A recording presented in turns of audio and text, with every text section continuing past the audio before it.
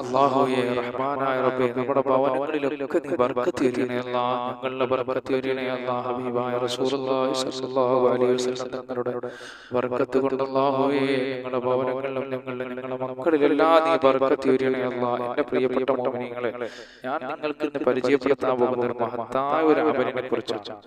ഞാൻ പറയാൻ പോകുന്ന വിഷയം, നമ്മുടെ വീട്ടിൽ ഒരുപാട് സൗഭാഗ്യങ്ങളും ബർക്കത്തുകളും കയറി വരണമെന്ന് ആഗ്രഹിക്കുന്നവരാണ് നമ്മളെല്ലാവരും അല്ലെ. ഒരുപാട് സൗഭാഗ്യങ്ങൾ അല്ലാഹു നമ്മുടെ വീട്ടിൽ നീ നൽകണേ അല്ലാഹ്.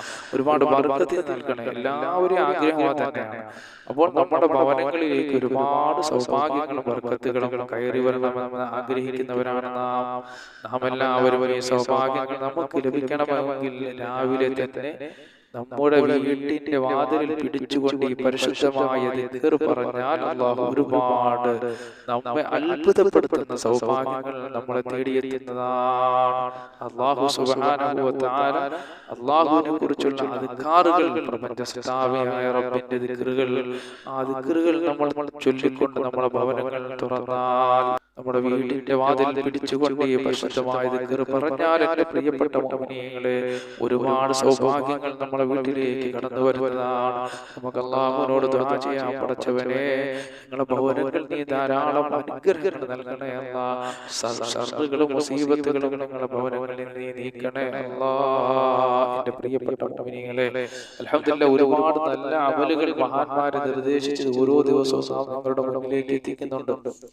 ഇനിയും ഇതുപോലെ നല്ല നല്ല വീഡിയോകൾ ഇടാനും അത് എനിക്കും നിങ്ങൾക്കും ജീവിതത്തിൽ പകർത്താനും അല്ലാഹു തൗഫീഖ് നൽകുമാറാകട്ടെ. പടച്ചവൻ തൗഫീഖ് ചെയ്താൽ മാത്രമേ നമുക്ക് ഇതിനൊക്കെ കഴിയുകയുള്ളൂ. അപ്പോൾ അല്ലാഹു ഇതിനെല്ലാം നീ ഞങ്ങൾക്ക് തൗഫീഖ് നൽകണേ അല്ലാഹ്. നാം പറയുന്ന അമലുകൾ ഹദീസിൽ വന്നത് മഹാന്മാർ നമുക്ക് വിവരിച്ചു തന്നതാണ്. അത് നമ്മൾ ജീവിതത്തിൽ പകർത്തിയാൽ നമ്മുടെ ജീവിതത്തിൽ അത്ഭുത മാറ്റങ്ങൾ കാണാം.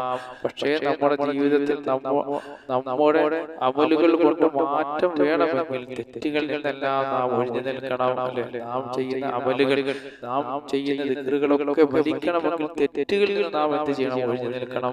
നമ്മൾ ഓരോ ദിനവും കണ്ണുകൊണ്ടും കൈകൊണ്ടും എന്തെല്ലാം പ്രവർത്തനങ്ങൾ ചെയ്യുന്നവരാണ്. മോശത്തരവുമുണ്ട്, നല്ലതുമുണ്ട്. ഇന്നത്തെ യുവതലമുറ ഫോണിൽ കൂടി എന്തെല്ലാം തെറ്റുകൾ കാണുന്നവരാണ്. എല്ലാവരും കുറച്ച് ആളുകൾ മാത്രമാണ് അതിൽ നിന്ന് എല്ലാം ഒഴിഞ്ഞു നിൽക്കണേ. എൻ്റെ പ്രിയപ്പെട്ട മുഅ്മിനീങ്ങളെ, ആ തെറ്റ് കണ്ടിട്ട് റബ്ബിനോട് ദുആ ചെയ്താൽ അതിന് ഉത്തരം ലഭിക്കുകയില്ല. കഴിവിന്റെ പരമാവധി എന്നല്ല, നമ്മളെല്ലാവരും പൂർണ്ണമായി ആ തെറ്റുകളിൽ നിന്നെല്ലാം നമ്മൾ മാറി നിൽക്കണം. അല്ലാഹുവിന്റെ റസൂലിന്റെ കാലത്ത് സഅലബത്ത് ഇബ്നു അബ്ദുറഹ്മാൻ എന്ന് പറയുന്ന ഒരു ചെറുപ്പക്കാരനായ സഹാബി ഉണ്ടായിരുന്നു. ആ സഹാബിയെ നബി സല്ലല്ലാഹു അലൈഹി വസല്ലം തങ്ങൾ എന്തോ ഒരു ആവശ്യത്തിനായി അൻസാരിയായ ഒരു സഹാബിയുടെ വീട്ടിൽ പറഞ്ഞു വിട്ടു. സഹാബിയുടെ വീട്ടിൽ പോകുമ്പോൾ അവിടെ ആ സഹാബി ഉണ്ടായിരുന്നില്ല. അപ്പോൾ ആ സഹാബിയുടെ ഭാര്യ അവിടെ നിന്ന് കുളിച്ചുകൊണ്ടിരിക്കുകയായിരുന്നു. അപ്പോൾ ആ സഹാബിയുടെ ഭാര്യ കുളിച്ചുകൊണ്ടിരിക്കുന്നത് കണ്ടപ്പോൾ ഒന്ന് നോക്കിപ്പോയി. അത് സ്വാഭാവികമാണല്ലോ. സഹാബി ഉടനെ കണ്ണ് താഴ്ത്തി പിന്നീട് ഒന്നുകൂടി നോക്കി കഴിഞ്ഞപ്പോഴേക്കാണ് സഹാബി ചിന്തിച്ചത്, ഇത് പാവമാണല്ലോ, എന്നെ മുത്തുനബി സല്ലല്ലാഹു അലൈഹി വസല്ലം തങ്ങളുടെ ഒരു ആവശ്യത്തിന് വേണ്ടി പറഞ്ഞു വിട്ടതല്ലേ. ജിബ്രീൽ അലൈഹിസ്സലാത്തു വസ്സലാം അടുക്കൽ പോയി പറഞ്ഞിട്ടുണ്ടായിരിക്കുമോ, എന്നെ പെണ്ണ് കുളിക്കുന്നത് കണ്ണുകൊണ്ട് എങ്ങനെയാണ് ഇനി ഞാൻ ഹബീബായ റസൂലുള്ളാഹി സ്വല്ലല്ലാഹു അലൈഹി വസല്ലം തങ്ങളുടെ മുഖത്ത് നോക്കുന്നത്? നിലവിളിച്ചുകൊണ്ട് മക്കയുടെയും മദീനയുടെയും ഇടയിലുള്ള മലഞ്ചെരുവിലേക്ക് കരഞ്ഞുകൊണ്ട് ഓടുകയാണ്. എൻ്റെ പ്രിയപ്പെട്ട മുഅ്മിനീങ്ങളെ, ചെറുതായിട്ട് സ്വാഭാവികമായിട്ട് മനുഷ്യൻ വന്നപ്പോൾ കണ്ടതാണെന്ന് നോക്കിപ്പോയതേ ഉള്ളൂ. 10 ദിവസമായി 20 ദിവസമായി അങ്ങനെ 40 ദിവസമായ സഹാബിയെ കാണുന്നില്ല. മുത്തുനബി സല്ലല്ലാഹു അലൈഹി വസല്ലം തങ്ങൾ തന്നെ മറന്നുപോയി. അതാ പ്രവാചകന്റെ മുന്നിലേക്ക് മുഖറബുൽ അംലാഖ് മലക്ക് ജിബ്രീൽ അലൈഹിസ്സലാത്തു വസ്സലാം കടന്നു വരികയാണ്. എന്നിട്ട് പറയുകയാണ്, അല്ലാഹുവിന്റെ റസൂലേ, അങ്ങയുടെ സഹാബി ഉണ്ടല്ലോ, സഅലബത്ത് എന്ന് പറയുന്ന ചെറുപ്പക്കാരൻ 40 ദിവസമായി മലഞ്ചെരുവിലൂടെ കരഞ്ഞു വിളിച്ചുകൊണ്ട് നടക്കുകയാണ് നബിയെ. 40 ദിവസമായി സഅലബയുടെ തൗബ അല്ലാഹു സ്വീകരിച്ചിരിക്കുകയാണ്. മുടിയെല്ലാം ചടപിടിച്ച് ഒരു പ്രാർത്ഥന പോലെ കരഞ്ഞു വിളിച്ചു വിളിച്ചുകൊണ്ട് നടക്കുകയാണ് ആ സഹാബിയെ.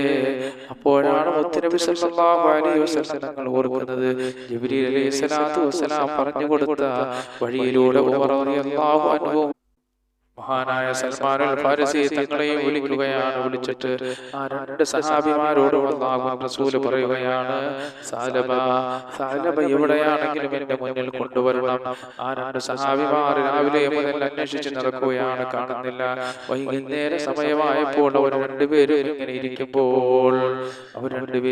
ഇരിക്കുമ്പോൾ മലഞ്ചെരുവിലൂടെ ആടുകൾ മേച്ച് നടക്കുന്ന റുഫാഖ എന്ന ആട്ടിടയനെ കാണുകയാണ്. കണ്ടപ്പോൾ നെ പറ്റി റുഫാഖയോട് അന്വേഷിച്ചു. ചോദിച്ച ഉടനെ ആട്ടിടയൻ ചോദിക്കുകയാണ്, നരകത്തെ പേടിച്ച് കരഞ്ഞുകൊണ്ട് നടക്കുന്ന ഒരു ചെറുപ്പക്കാരനാണോ? വൈകുന്നേര സമയങ്ങളിൽ നമ്മൾ ആടുകളെല്ലാം ഒരുമിച്ച് കെട്ടിയിടുന്നതിനായി ഒരിടത്ത് കൂടുമ്പോൾ ഒരു ചെറുപ്പക്കാരൻ മലമുകളിലൂടെ ഓടി നടന്ന് കരഞ്ഞുകൊണ്ട് നരകത്തെ പേടിച്ചുകൊണ്ട് തലയിലൂടെ മണ്ണ് വാരിയിട്ട് നിലവിളിക്കാറുണ്ട്.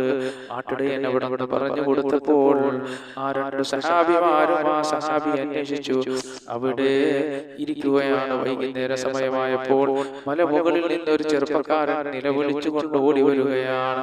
മുടിയെല്ലാം ചടപിടിച്ചിട്ടുണ്ട്, ശരീരമെല്ലാം എല്ലുന്തോലുമായി, വസ്ത്രമെല്ലാം കീറിപ്പറിഞ്ഞിരിക്കുകയാണ്.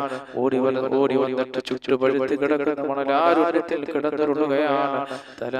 തലയിൽ മണ്ണ് വാരിയിടുകയാണ്. എന്നിട്ട് പറയുകയാണ്, മരിച്ചാൽ എത്ര നന്നായിരുന്നു. ഉമർ റളിയല്ലാഹു അൻഹു തങ്ങൾ കടന്നു ചെന്നിട്ട് വിളിക്കുകയാണ്, സാലബ, നിന്നെ അല്ലാഹുവിന്റെ റസൂൽ വിളിക്കുകയാണ്, നിന്റെ പാപം അല്ലാഹു പൊറുത്തിരിക്കുകയാണ്. ആ സഹാബി പറയുകയാണ്, മുത്ത് റസൂലിന്റെ മുന്നിൽ ഞാൻ വരില്ല, ഞാൻ വ്യഭിചരിച്ചവനാണ്. അഥവാ എന്റെ രണ്ട് കണ്ണുകൾ കൊണ്ട് വ്യഭിചരിച്ചവനാണ് ഞാൻ. ഈ കണ്ണുകൊണ്ട് കുളിക്കുന്ന ഒരു അന്യ പെണ്ണിന്റെ ശരീരത്തിൽ നോക്കിയവനാണ്. ഈ കണ്ണുകൊണ്ട് എങ്ങനെ എന്റെ മുത്ത് റസൂലുള്ളാഹി സ്വല്ലല്ലാഹു അലൈഹി വസല്ലം തങ്ങളെ ഇങ്ങനെ നോക്കാനാണ്? ഉമർ റളിയല്ലാഹു അൻഹു പറഞ്ഞു, നിന്നെ ഞാൻ കൊണ്ടുപോകും. അപ്പോൾ ആ സഹാബി പറഞ്ഞു, എന്നെ കൊണ്ടുപോകണമെങ്കിൽ എന്റെ രണ്ട് കാലുകളും കെട്ടിക്കൂട്ടി ചുട്ടുപഴുത്ത മണൽപ്പരമ്പിലൂടെ വലിച്ചിടിച്ചു കൊണ്ടുപോയാൽ മതി. ഉമർ റളിയല്ലാഹു അൻഹു തങ്ങൾ പറഞ്ഞു, ഇല്ല, നിന്നെ ഞാൻ കൊണ്ടുപോകും. അപ്പോൾ ആ സഹാബി പറഞ്ഞു, എങ്കിൽ മുത്തുനബി സല്ലല്ലാഹു അലൈഹി വസല്ലം തങ്ങൾ നമസ്കരിക്കുന്ന സമയത്തെ എന്നെ കൊണ്ടുപോകാവോ? അവസാനം അവർ മൂന്നുപേരും മുത്തുനബി സല്ലല്ലാഹു അലൈഹി വസല്ലം തങ്ങളുടെ അടുക്കലേക്ക് കടന്നു ചെന്നു. ആ സമയം എല്ലാവരും നമസ്കരിക്കാൻ കയറി. ആ സഹാബിയും പിറകിലത്തെ സഫിൽ നമസ്കരിക്കാൻ നിൽക്കുകയാണ്. മുത്തുനബി സല്ലല്ലാഹു അലൈഹി വസല്ലം തങ്ങൾ നമസ്കരിക്കുകയാണ്.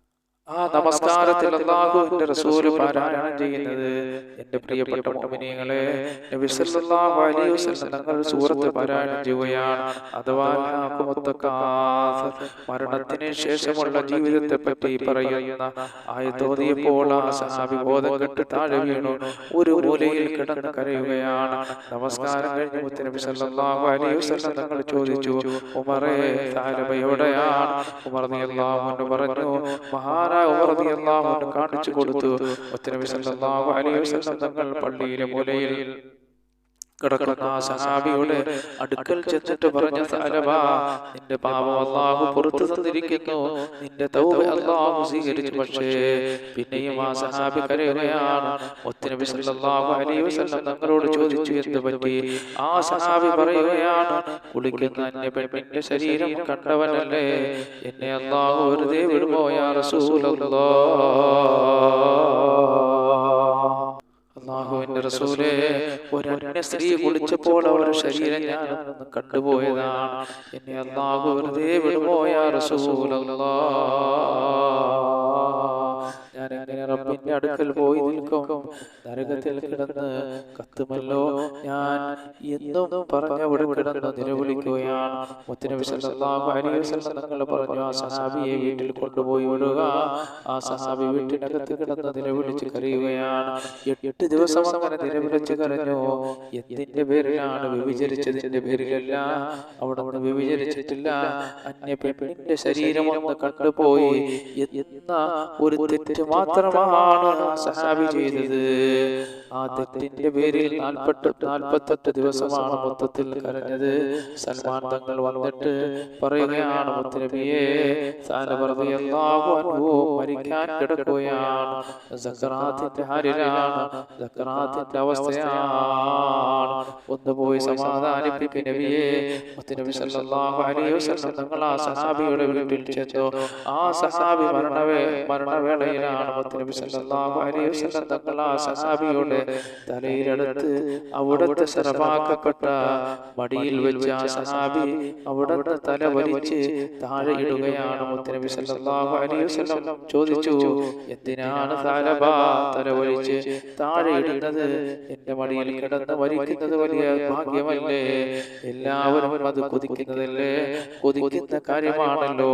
ആ സഹാബി പറയുകയാണ്, മുത്തുനബിയെ, അങ്ങയുടെ മടിയിൽ കിടന്ന് മരിക്കാൻ എനിക്ക് എന്ത് യോഗ്യതയാണുള്ളത്? ഞാൻ വൃത്തികേട് കാണിച്ചവനാണല്ലേ? മുത്തുനബി സല്ലല്ലാഹു അലൈഹി വസല്ലം തങ്ങൾ പറഞ്ഞു, ഞാൻ നിനക്ക് ഖുർആനിൽ ഒരു ആയത്ത് പറഞ്ഞു തരാം, നീ അത് ഓതിയാൽ നിന്റെ സർവ്വ പാപവും അല്ലാഹു പുറത്തു തരുന്നതാണ്. ആ സഹാബി മുത്തുനബി സല്ലല്ലാഹു അലൈഹി വസല്ലം തങ്ങൾ പറഞ്ഞു കൊടുത്ത ആ ആയത്ത് ഓതി മുത്തുനബിയുടെ മടിയിൽ കിടന്ന് മരണപ്പെട്ടു എന്ന് ചരിത്രം നമ്മളെ പഠിപ്പിക്കുകയാണ്. അതുകൊണ്ട് എന്റെ സഹോദരങ്ങളെ, നമ്മുടെ കണ്ണുകളെയും നമ്മുടെ കാതുകളെയും നമ്മുടെ കാലുകളെയും നമ്മുടെ പ്രവർത്തനങ്ങളെയും നമ്മുടെ മനസ്സുകളെയെല്ലാം നമ്മുടെ പ്രവർത്തനങ്ങളെല്ലാം ഹറാമുകളിൽ നിന്നും അതുപോലെ തന്നെ മോശത്തരങ്ങളിൽ നിന്നും നമ്മുടെ ഹൃദയങ്ങളെല്ലാം നമ്മൾ ശുദ്ധിയാക്കണം. അതിനായ നമ്മുടെ പാപങ്ങൾ അല്ലാഹു പുറത്തു തരുമാറാകട്ടെ. അപ്പോൾ ഇന്ന് ഞാൻ പറയാൻ പോകുന്ന വിഷയം, നമ്മുടെ വീട്ടിൽ ഒരുപാട് സൗഭാഗ്യങ്ങൾ വരണം. അപ്പൊ ഈ ദിക്റൊക്കെ ചെല്ലുന്നതിന് മുമ്പ് നമ്മൾ കുറച്ച് സൂക്ഷ്മതയുള്ളവരാകണം, എപ്പോഴും ഇഖ്ലാസുള്ളവരാകണം. അതുകൊണ്ടാണ് ഞാൻ ഈ ചരിത്രം പറഞ്ഞത്.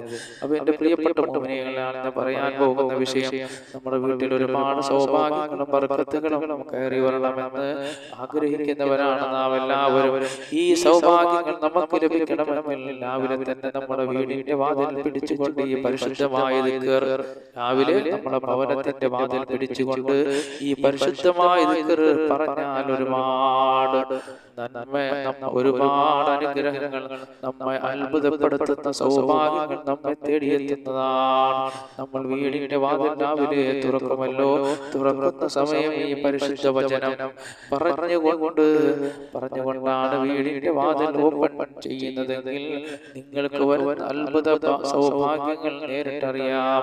അതുപോലെ തന്നെ രണ്ടാമത്തെ കാര്യം, ഹദീസുകളിൽ കാണാം, രാത്രി വാതിൽ അടയ്ക്കുമ്പോഴും ഈ പരിശുദ്ധ വചനം കൊണ്ട് വേണം അടയ്ക്കേണ്ടത് എന്ന് പുണ്യ നബി സല്ലല്ലാഹു അലൈഹി വസല്ലം തങ്ങൾ. അങ്ങനെ നമ്മൾ അടച്ചാൽ പിശാച് പോലും ആ വീട്ടിൽ പിന്നെ പ്രവേശിക്കുകയില്ല. ആ വീട്ടിൽ റഹ്മത്തിന്റെ മാലാഖമാർ വാതിൽക്കൽ കാവൽ നിൽക്കുന്നതാണ്. അതുപോലെ തന്നെ ഒരു വെള്ളക്കടലാസിൽ എണ്ണം തെറ്റാതെ പരിശുദ്ധമായ ബിസ്മില്ലാഹിർ റഹ്മാനിർ റഹീം ചേർത്തെഴുതുക. നമ്മുടെ പരിശുദ്ധ ഖുർആനിൽ കാണുന്നത് പോലെ അത് 35 പ്രാവശ്യം എഴുതിയിട്ട് വീട്ടിൽ എവിടെയെങ്കിലും മുൻവശത്ത് ബഹുമാനത്തോടെ ഭിത്തിയിൽ എവിടെയെങ്കിലും സൂക്ഷിച്ചു വെച്ചാൽ ആ വീട്ടിൽ പൈശാചിക ഉപദ്രവങ്ങൾ ഉണ്ടാവുകയില്ല എന്ന് മഹത്തുക്കൾ പറയുന്നുണ്ട്. അതുപോലെ തന്നെ ആ പരിശുദ്ധമായ ബിസ്മിയുടെ ഖൈറും ബർക്കത്തും ആ വീട്ടിൽ കിട്ടിക്കൊണ്ടിരിക്കും. അതുപോലെ തന്നെ വീട്ടിൽ രോഗികളുണ്ടെങ്കിൽ ഈ പരിശുദ്ധ വചനം അഥവാ ബിസ്മില്ലാഹിർ റഹ്മാനിർ റഹീം, ബിസ്മില്ലാഹിർ റഹ്മാനിർ റഹീം, ബിസ്മില്ലാഹിർ റഹ്മാനിർ റഹീം, ഈ പരിശുദ്ധ വചനം 100 പ്രാവശ്യം ഓതുക. എന്നിട്ട് ഇശ്ഫി യാ അല്ലാഹ്, ഇശ്ഫി യാ അല്ലാഹ് എന്ന് പറഞ്ഞ രോഗിയെ മന്ത്രിച്ചാൽ ഇങ്ങനെ 7 ദിവസം നിങ്ങൾ ചെയ്താൽ ആ രോഗം മാറാൻ കാരണമാണെന്ന്.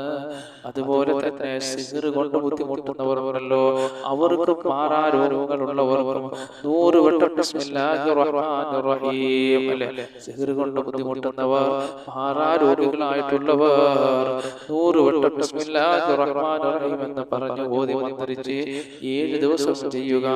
ഇശ്ഫി യാ അല്ലാഹ്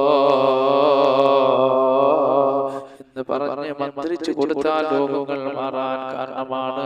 അതുപോലെ തന്നെ വെള്ളിയാഴ്ച ജുമഅയ്ക്ക് മുമ്പ് സ്ത്രീകൾ ളുഹറിന് മുമ്പും വെള്ളിയാഴ്ച ജുമയ്ക്ക് മുമ്പ് സ്ത്രീകൾ ളുഹറിന് മുമ്പ് ഇമാം മിമ്പറിലായിരിക്കുമ്പോൾ ഈ വചനം 113 വട്ടം ഓതിയിട്ട് ഖുതുബ നിർവഹിക്കുന്നതിന് മുമ്പ് 113 വട്ടം ചൊല്ലിയിട്ട് ഖുതുബ നിർവഹിക്കുമ്പോൾ മനസ്സിൽ എന്താണ് ആഗ്രഹം അത് ദുആ ചെയ്താൽ പെട്ടെന്ന് ആഗ്രഹം സാധിക്കുന്നതാണ്. എൻ്റെ പ്രിയപ്പെട്ട മുഅ്മിനീങ്ങളെ, സ്ത്രീകൾ ളുഹറിന് മുമ്പ് നിനക്ക് എന്ത് ആഗ്രഹം സാധിച്ചെടുക്കാം. അതിന്റെ ബർക്കത്ത് പവർ പരിശുദ്ധ ബിസ്മിയിൽ ഉണ്ട്. അപ്പോൾ ഇത്രയ്ക്ക് മഹത്വമുള്ള ഈ ബിസ്മില്ലാഹിർ റഹ്മാനിർ റഹീം, ബിസ്മില്ലാഹിർ റഹ്മാനിർ റഹീം, ബിസ്മില്ലാഹിർ റഹ്മാനിർ റഹീം ഒരിക്കലും നിങ്ങൾ കൈവിടരുത്. നിങ്ങളുടെ ജീവിതത്തിന്റെ ഭാഗമാക്കുക. നമുക്കറിയാം ഒരുപാട് ഹദീസുകളും ചരിത്രങ്ങളും ബിസ്മില്ലാഹിർ റഹ്മാനിർ റഹീം, ബിസ്മില്ലാഹിർ റഹ്മാനിർ റഹീം, ഒരുപാട് ഹദീസുകളും ചരിത്രങ്ങളും ബിസ്മിയുടെ മഹത്വങ്ങളെ കുറിച്ച് വിവരിച്ചിട്ടുണ്ട്. അത് എത്ര പറഞ്ഞാലും തീരില്ല. അതിൽ നിന്ന് 2-3 മഹത്വങ്ങളാണ് ഞാൻ എടുത്തു പറഞ്ഞത്. ബിസ്മില്ലാഹിർ റഹ്മാനിർ റഹീം ആരും വിട്ടുകളയരുത് എൻ്റെ പ്രിയപ്പെട്ട മുഅ്മിനീങ്ങൾ. അപ്പോൾ ഇതിന്റെ മഹത്വമാണ് ഞാൻ മുകളിൽ പറഞ്ഞത്. അപ്പോൾ നമ്മൾ രാവിലെ വാതിൽ തുറക്കുമ്പോൾ ബിസ്മില്ലാഹിർ റഹ്മാനിർ റഹീം പറഞ്ഞുകൊണ്ടതിൽ പിടിച്ചുകൊണ്ട് നമ്മൾ വാതിൽ തുറക്കണം. അല്ലാഹു വലിയ ഐശ്വര്യങ്ങൾ നൽകുന്നതാണ്. നമ്മുടെ ഭവനങ്ങളിലേക്ക് ഒരുപാട് അനുഗ്രഹങ്ങൾ അല്ലാഹു എത്തിക്കുന്നതാണ്. ഒരുപാട് മഹത്വമുള്ളതാണ് ബിസ്മില്ലാഹിർ റഹ്മാനിർ റഹീം. എന്ത് തുടങ്ങിയാലും എന്ത് പറഞ്ഞാലും എന്ത് ചെയ്താലും ആദ്യമായി നമ്മൾ ചെയ്യേണ്ടിയുള്ള ബിസ്മില്ലാഹിർ റഹ്മാനിർ റഹീം. അല്ലാഹുവേ, ഇതെല്ലാം മഹത്തുക്കളായ അലിമീങ്ങൾ പറഞ്ഞതുപോലെ ചെയ്യാനുള്ള ഭാഗ്യം ഞങ്ങൾക്ക് നൽകണേ അല്ലാഹുവേ. ഖാലിഖായ റബ്ബേ, അഷ്റഫുൽ ഖൽഖ് സല്ലല്ലാഹു അലൈഹി വസല്ലം തങ്ങളുടെ ബർക്കത്ത് കൊണ്ട് ഞങ്ങളുടെ എല്ലാ മേഖലകളിലും ഖൈറുകളും സന്തോഷങ്ങളും അനുഗ്രഹങ്ങളും നീ നിലനിർത്തണേ അല്ലാഹ്. സർവ്വാപത്തുകളിൽ നിന്നും ആകാശത്ത് നിറങ്ങുന്നതും ഭൂമിയിൽ നിന്ന് മുളയ്ക്കുന്നതുമായ സർവ്വാപത്തുകൾ തൊട്ടും വിപത്തുകൾ തൊട്ടും ഞങ്ങളെയും ഞങ്ങളോട് ചെല്ലുന്ന മുഅ്മിനീങ്ങളും മുഅ്മിനാത്തുകൾ അല്ലാഹുവേ, സാലിഹീങ്ങൾ സാലിഹാത്തുകൾ ഞങ്ങളുടെ മജ്ലിസിലുള്ളവരെല്ലാം ഞങ്ങളുടെ മക്കൾ ഞങ്ങളോട് ദുആ കൊണ്ട് വസിയത്ത് ചെയ്തവരെല്ലാം നീ കാക്കണേ അല്ലാഹ്. സർവ്വാപത്തുകളിൽ നിന്ന് കാക്കണേ അല്ലാഹ്. സർവ്വ ഖൈറുകളും ഞങ്ങൾക്ക് നീ നൽകണേ അല്ലാഹ്. ഞങ്ങളെ ഈ മജ്ലിസിൽ നീ ഖബൂൽ ചെയ്യണേ അല്ലാഹ്. റബ്ബനാ ആതിനാ ഫിദ്ദുനിയാ ഹസന വഫിൽ ആഖിറതി ഹസനതൻ വഖിനാ അദാബന്നാർ ബിഹഖി സല്ലല്ലാഹു അലാ മുഹമ്മദ് സല്ലല്ലാഹു അലൈഹി വസല്ലം സല്ലല്ലാഹു അലാ മുഹമ്മദ് സല്ലല്ലാഹു അലൈഹി വസല്ലം. അല്ലാഹുമ്മ സല്ലി അലാ മുഹമ്മദ് യാ റബ്ബി സല്ലി അലൈഹി വസല്ലം.